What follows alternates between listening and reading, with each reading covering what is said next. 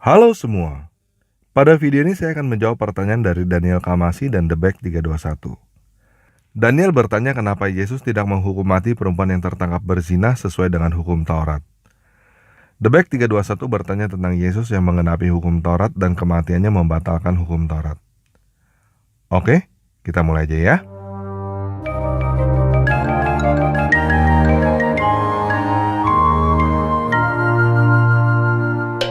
Sekarang kita baca dulu ayat yang dipertanyakan oleh Daniel ya. Yohanes 8 ayat 2-11.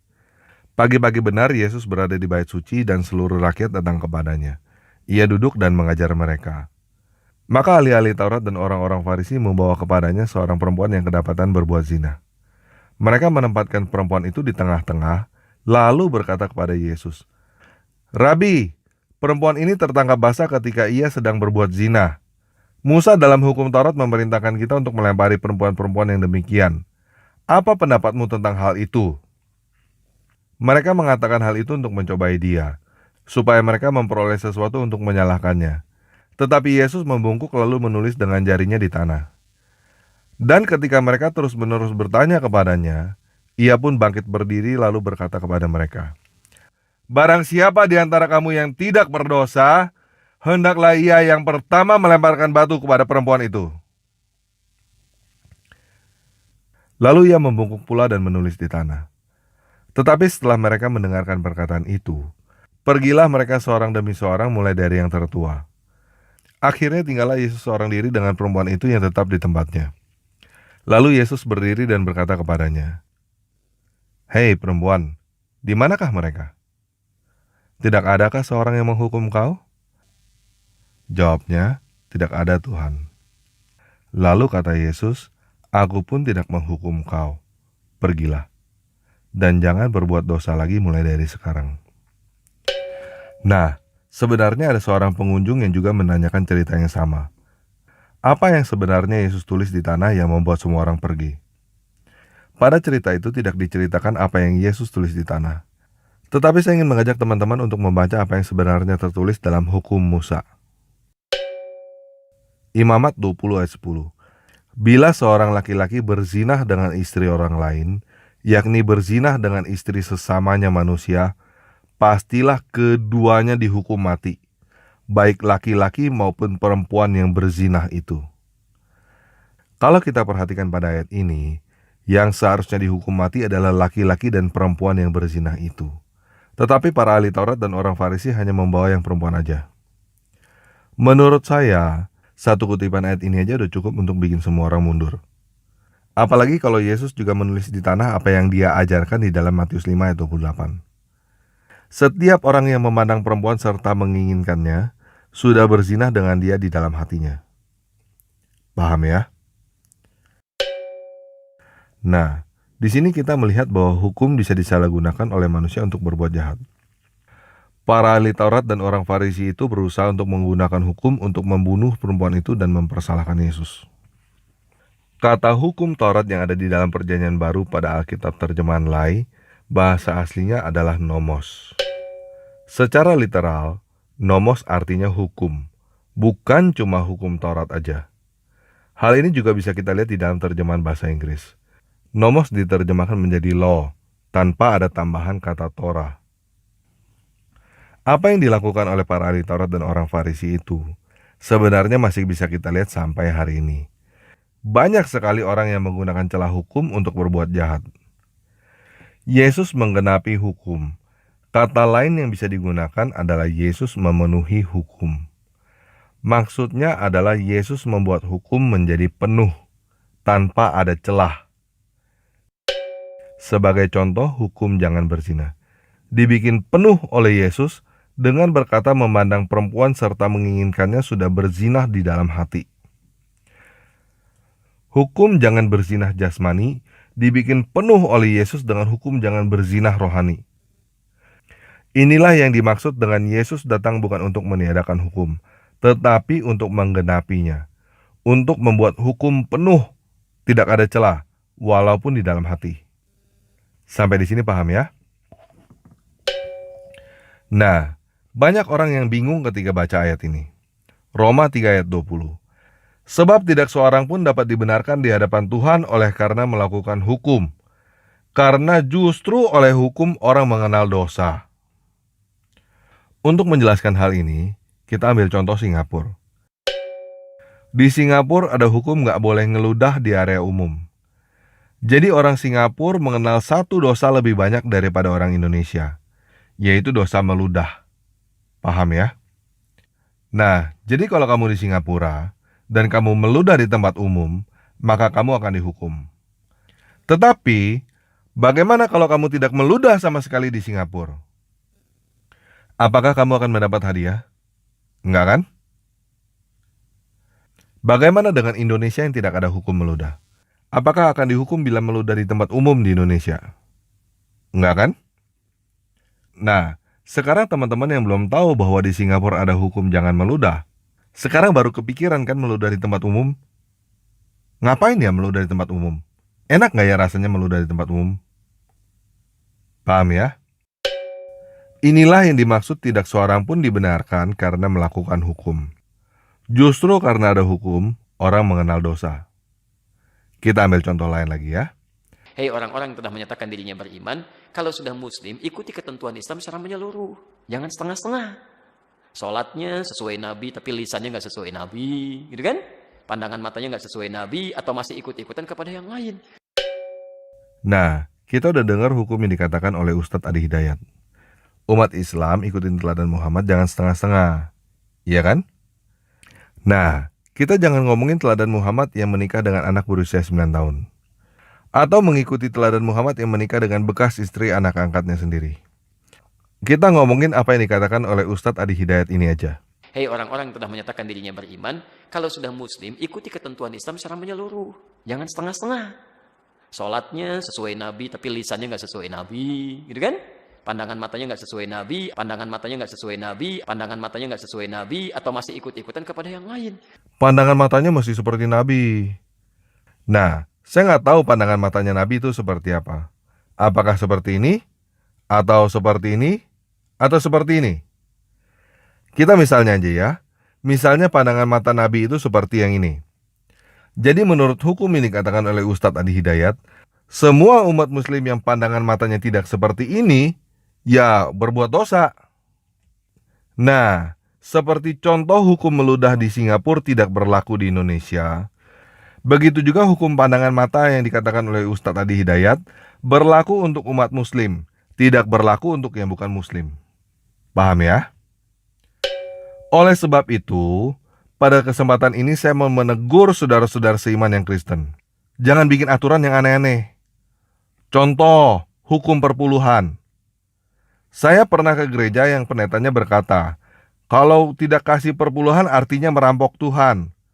Bahkan pendeta itu berani berkata tidak bayar perpuluhan bakal masuk neraka. Padahal Yesus sendiri nggak pernah minta perpuluhan. Para rasul juga nggak pernah minta perpuluhan. Nah, pendeta yang membuat hukum perpuluhan itu membuat umatnya berdosa karena tidak memberikan perpuluhan. Dan seperti yang saya katakan dengan contoh Singapura dan Ustadz Adi Hidayat, hukum perpuluhan yang seperti itu hanya berlaku bagi gereja yang pendetanya ngomong begitu, tidak berlaku bagi gereja yang lain. Contoh lagi, ada yang bikin aturan kalau ke gereja nggak boleh pakai sendal. Kalau pakai sendal nggak menghormati Tuhan katanya. Orang-orang ini melarang orang pakai sendal ke gereja. Padahal Yesus sendiri aja pakai sendal. Nah, aturan-aturan seperti ini adalah ragi Farisi yang diwanti-wanti oleh Yesus. Para Farisi modern yang menghalangi orang untuk datang kepada Yesus dengan aturan-aturan buatan manusia. Ragi seperti inilah yang bikin orang sekelas Mahatma Gandhi percaya kepada Yesus dan mengikuti apa yang Yesus ajarkan, tetapi tidak pernah dibaptis.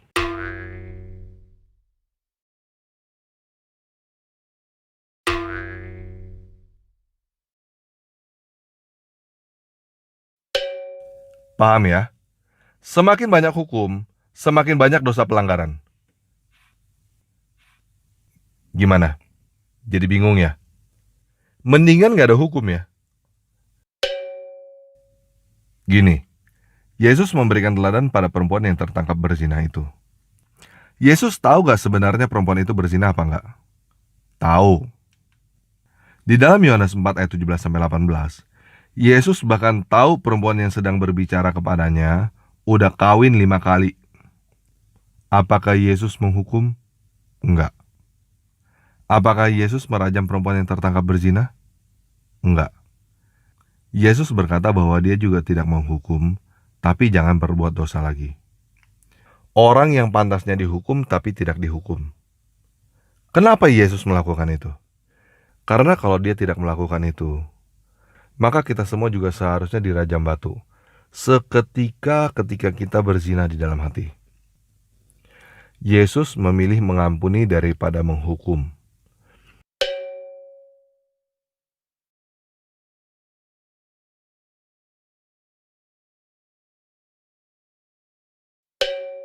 Tuhan udah berkata, jika kita mengampuni, maka kita juga diampuni.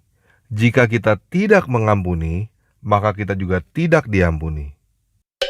Kita adalah Adam dan Hawa, dan Tuhan memberikan kita pilihan yang sama dengan Adam dan Hawa pada saat itu. Pilih pohon kehidupan atau pohon kematian. Pohon kehidupan adalah kasih, mengampuni, itu membawa kehidupan. Pohon pengetahuan tentang yang baik dan yang jahat adalah hukum. Pilih mengampuni atau pilih menghukum. Adam dan Hawa memilih hukum, memilih kematian. Kita pilih yang mana? Apakah masih mau mengulangi kesalahan yang sama dengan Adam dan Hawa?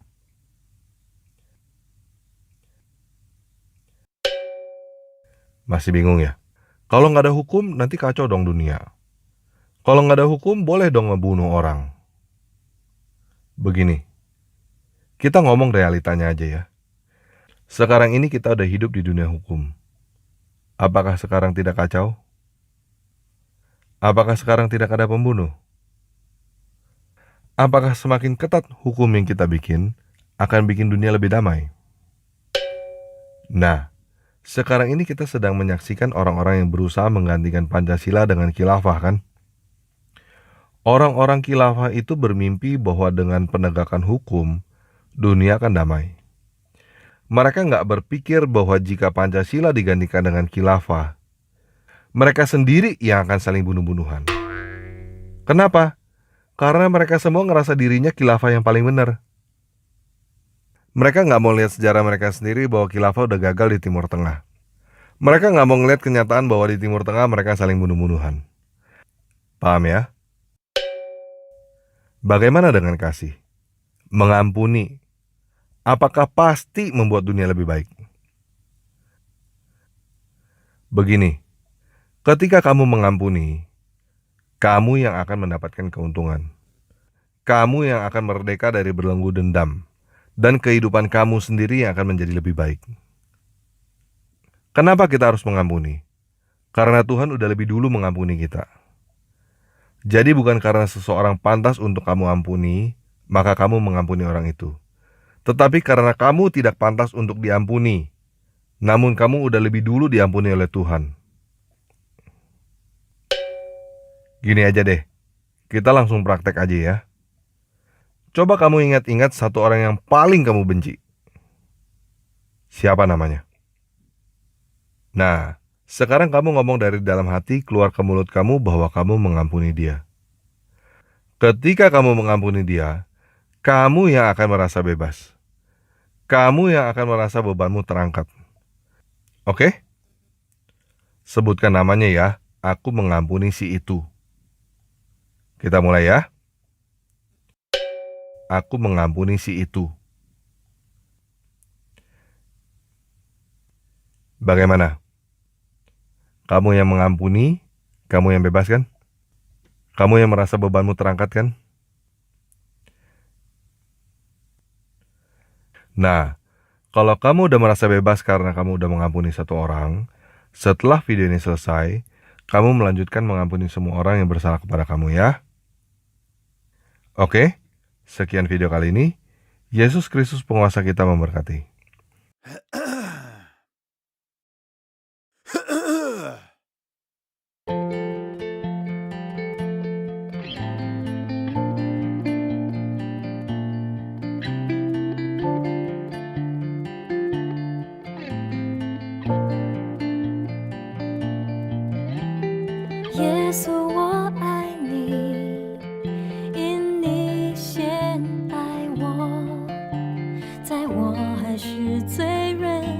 时候，你为我死。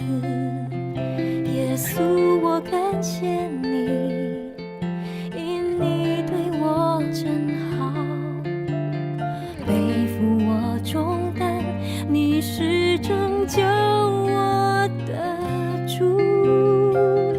因你爱我，你救我脱离罪恶捆绑，一次献上，替我还清罪债，永无止境的爱追随我一生。我降服于你，让你爱我，因你爱我，你为我承担罪的代价，遍体鳞伤，让我身体安康，永无止境的爱追随我一生。我降服于你，让你爱我。